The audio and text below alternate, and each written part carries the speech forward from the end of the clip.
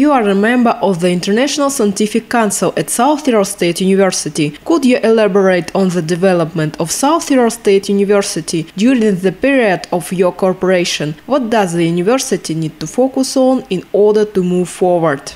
As I said, my interaction with SUSU started 4 years ago when I started collaborating with Professor Irina Portorico. But the International Research Council, as you know, was established last year. So when we had the first meeting last year, we evaluated various aspects of SUSU, how it can improve its efficiency in terms of productivity and also research outcome, etc. So last time we gave a list of recommendations. For example, there were too many courses with dilution of the staff effort, and we recommended that they reduce the number of courses so that people can focus on the primary courses that people can benefit. So that we made a list of recommendations to improve the productivity and also the research output. Within the 6-7 months period, when we had the meeting yesterday, all the vice rectors presented the progress during the 6 to 8 months for various fields or various areas. And what we could see is a substantial change. And normally it is very difficult to achieve maybe in 3 years' time. SUSU has achieved within 6 to 8 months. That's a substantial progress, as I said, and that has to be congratulated. And it's a very, very positive outcome that we could see, a positive development that we could see. And SUSU is in the right kind of pathway or direction to make a big change for the region, but also to promote SUSU in terms of the international standing. It is in the right pathway. Okay. Tell about your current and future cooperation with South Tyrol State University. Currently, I have a strong collaboration with Professor Irina Portorico, who is working in the food technology. My research is partly in the food technology, partly in the biomedical area. So I've been kind of working with Irina for now about 3-4 years, collaborating, and I have also introduced her to other research team.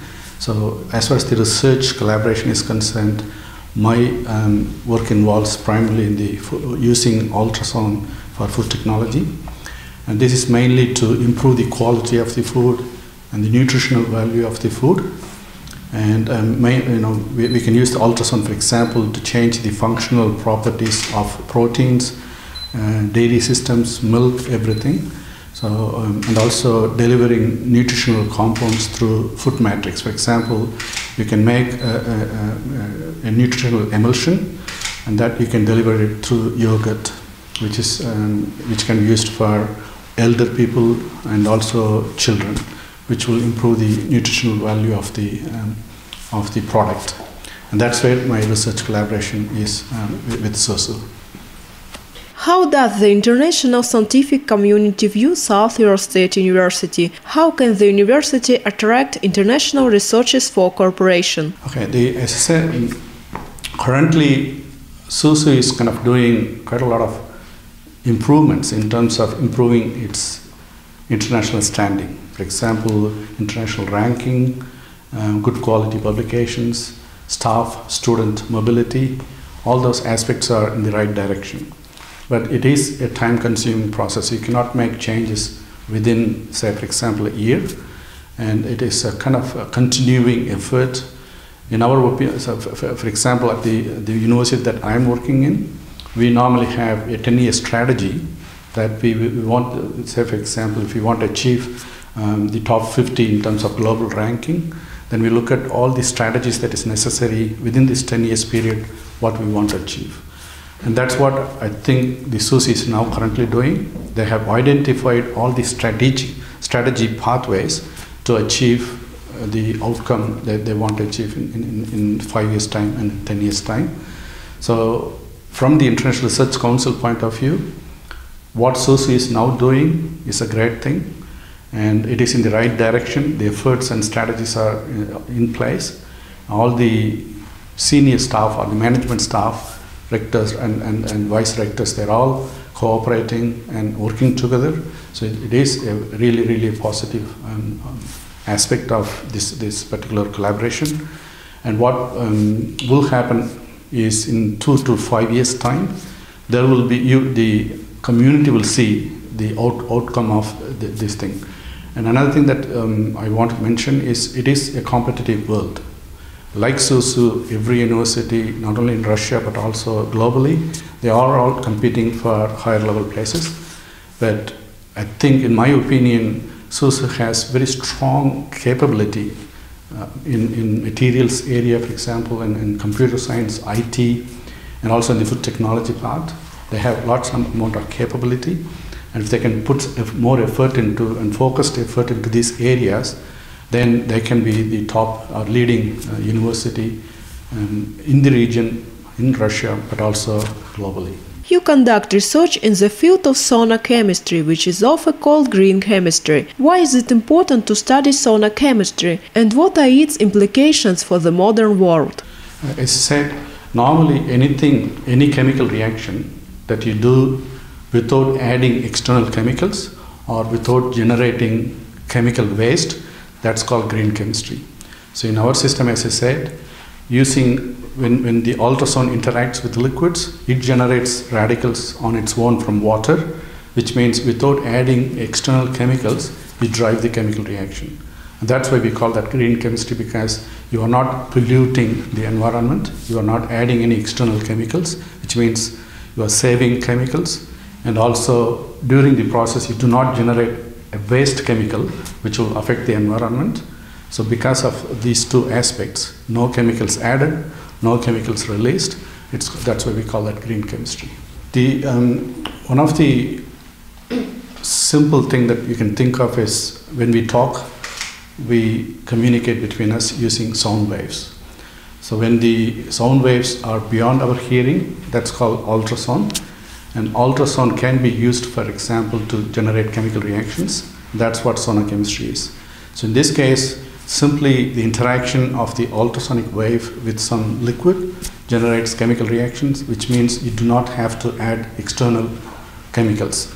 So if you can avoid external chemicals, then simply sound waves and liquids doing chemical reactions, that means it is green chemistry, because you are not affecting the environment by putting new chemicals into the medium. Why this is important? Ultrasound has been used in various applications in our life. For example, you use ultrasound to scan your body, and during that process you may have chemical reactions in your body. And in order to avoid that, you need to understand how the chemical reactions in your body can be controlled. And that's what basically we are trying to do. We are trying to minimize the chemical reactions in your body when you pass ultrasound. But also under certain conditions, you can use the same ultrasound to do, as I said, changing the food products or the functional properties of food and so on. So you do have, under certain conditions, controlled chemical reactions that will have positive outcome that will benefit the community. For example, ultrasound has been used in medical field, biomedical field, and also food area, materials area, energy production, almost every possible area, ultrasound is very useful. So that's where most of the leading institutions nowadays are focusing on the use of ultrasound for, again, focusing on the community-related research, which is energy, food, and materials. How can universities contribute to solving global challenges facing humanity today? I think there are, as you know, there are 2 or 3 major issues. One of them is the climate change, and the other one is energy. So the universities nowadays are focusing primarily on how their research activities can help the community to resolve such issues. For example, most of the universities are nowadays concentrating on climate change and how the climate change affects, for example, the rain, the environment, and the life of people. And so what people are trying to do is predict what will happen if you change a certain thing in the environment. Maybe you will change the nature of the growth of plants in the local region, and that may ultimately affect the people. And also the air that we breathe in, it can be affected by climate change. So most of the universities are now focusing on climate change and energy and food-related research. So in particular, I think the SUSU is in a place where you have large number of industries that may change or affect the environment around here, the regional environment, and people who are academic staff doing research here, they can focus on how to kind of mitigate such kind of issues in terms of the activity, research activities, or anything that's happening, how that's affecting the environment, and how that is affecting the rainfall, the food products, etc. That is very crucial. In your opinion, what are the necessary skills a student needs to have in order to build a successful career in science? Very tough question, but the way that I look at it is normally students, when they start their, say, undergraduate degree or even the late part of their school, it's very difficult for them to know where they want to go. So the students initially, between the late part of the high school and also the start of the university, they have to identify where their interest is. And it may, for some students it may start early, some students it may start late, but as soon as they identify something, rather than focusing in terms of short-term outcome, they have to focus in long-term outcome or output.